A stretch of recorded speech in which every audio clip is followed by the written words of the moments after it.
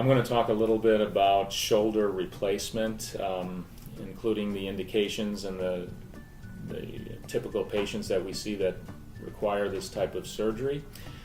Shoulder replacements are basically two types.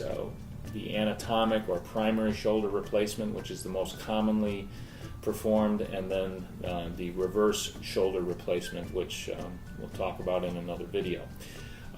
This primary shoulder replacement is performed for arthritis, either osteoarthritis or rheumatoid arthritis that affects the shoulder joint. And this is a progressive problem that occurs over many, many years. So as you probably can imagine, the patients are a little bit older that we treat here, perhaps in their 70s or 80s before they do develop conditions that are bad enough for shoulder replacement. And the reason for that is that the shoulder is not a weight-bearing joint, so it takes longer for the shoulder to actually wear out than it does for, say, a knee or a hip. So when a patient comes and presents with shoulder pain in the office, we do our full evaluation as we would for anything else, but x-rays being a part of it are the main diagnosis or main tool that we use to diagnose shoulder arthritis.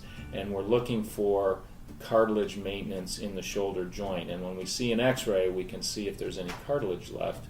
And if the cartilage has worn down, the two bones may be very close together and rubbing bone on bone essentially and causing a lot of pain.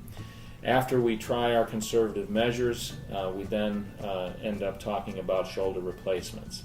And the shoulder replacements are done in the hospital. You will stay in the hospital for 1 or 2 days after we do the surgery, and it is done with an anesthesia. The anesthesia is usually what we call a general, where you have to basically be put to sleep while we do the operation, and we perform our surgery. The basic procedure of shoulder replacement is done replacing two parts, the ball and the socket portion of the shoulder. And what's happened is that the socket here has worn down where the cartilage has worn off, and the ball has worn down where all the cartilage has worn off. So what we do when we perform the shoulder replacement is we essentially replace the ball and the socket. The ball is replaced with a metal head or ball that is shaped like this, and this is an actual implant that we implant in patients, and it's attached to a stem that goes down into the shaft of what we call the humerus bone or the arm bone.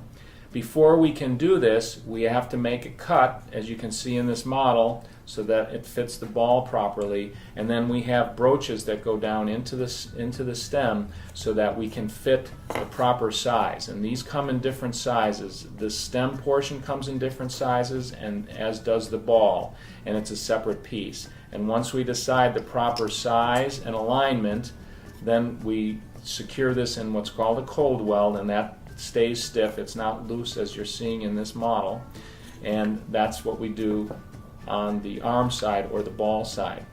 On the socket side, we shell out the socket with instruments, and we shape it so that we can apply this plastic piece that is made out of a special plastic that can withstand the adverse environment of the body, which, as you know, has a lot of salt and other materials in it which can corrode different materials.